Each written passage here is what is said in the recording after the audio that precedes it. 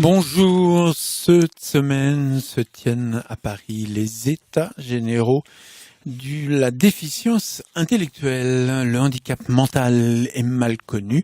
Il peut faire peur. Des États généraux qui réunissent chercheurs, médecins, mais également des professionnels de l'accompagnement des personnes handicapées intellectuelles. Bénédicte de Fréminville est une professionnelle qui accompagne les personnes avec une déficience intellectuelle.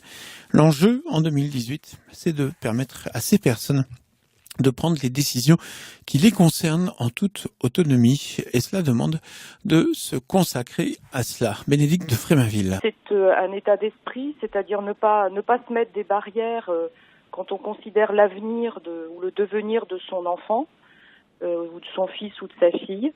Il faut vraiment considérer que c'est lui qui va nous montrer ce qu'il peut devenir et vraiment être attentif à ses envies, ses projets, et l'aider par contre à planifier ça avec des objectifs réalisables. Après, je pense qu'il y a un grand travail de formation de l'environnement à faire.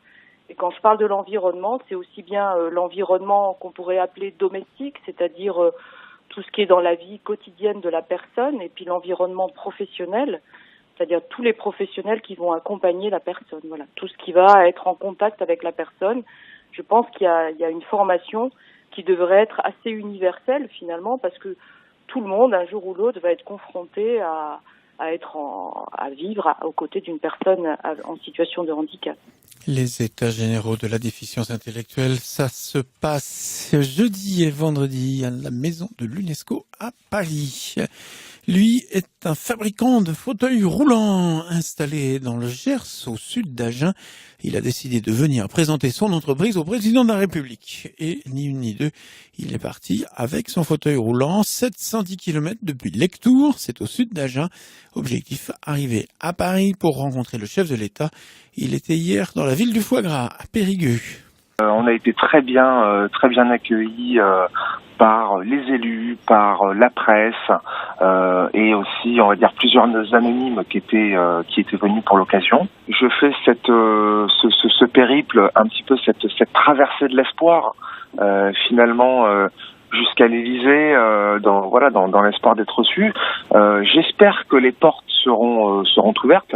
Après, si elles ne sont pas ouvertes, je resterai devant. Tant qu'on ne m'a pas ouvert, je ne partirai pas. Arrivée prévue à l'Élysée à la fin du mois de janvier. L'impression en 3D va-t-elle révolutionner l'accessibilité pour les personnes déficientes visuelles? Ces jours-ci a été dévoilé un projet qui consiste à créer une bibliothèque anatomique, une bibliothèque du corps humain destinée aux étudiants masseurs kinésithérapeutes non-voyants. Reski Mamar. En France, on compte quelques 85 000 masseurs kinésithérapeutes et parmi eux, environ 2000 sont déficients visuels. Ils étudient dans 4 écoles différentes. Le groupement des intellectuels aveugles ou amblyopes a eu l'idée de créer pour eux un support pédagogique.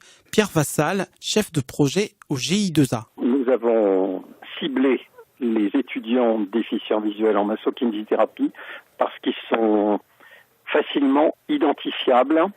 Ils sont regroupés, ils étudient dans 4 écoles réparties sur les territoires français. Et de ce fait, il est aisé de les rencontrer et de pouvoir déterminer leurs attentes en matière d'objets en 3D. L'objectif, c'est donc de fournir à ces étudiants des pièces anatomiques en 3D, exemple des articulations de genoux ou d'épaules qu'on peut démonter os par os.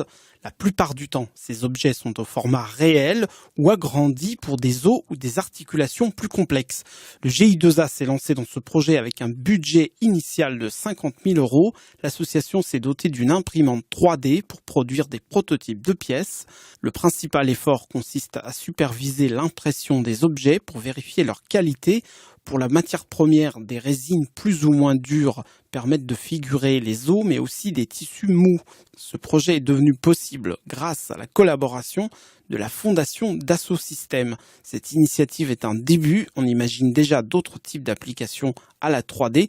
On pourrait ainsi reproduire des œuvres d'art pour permettre à des visiteurs de musées déficients visuels de toucher la Vénus de Milo ou encore Le Penseur de Rodin. Et vous retrouvez toutes ces informations sur le www.vivrefm.com. C'est la fin de ce journal. Merci de votre fidélité.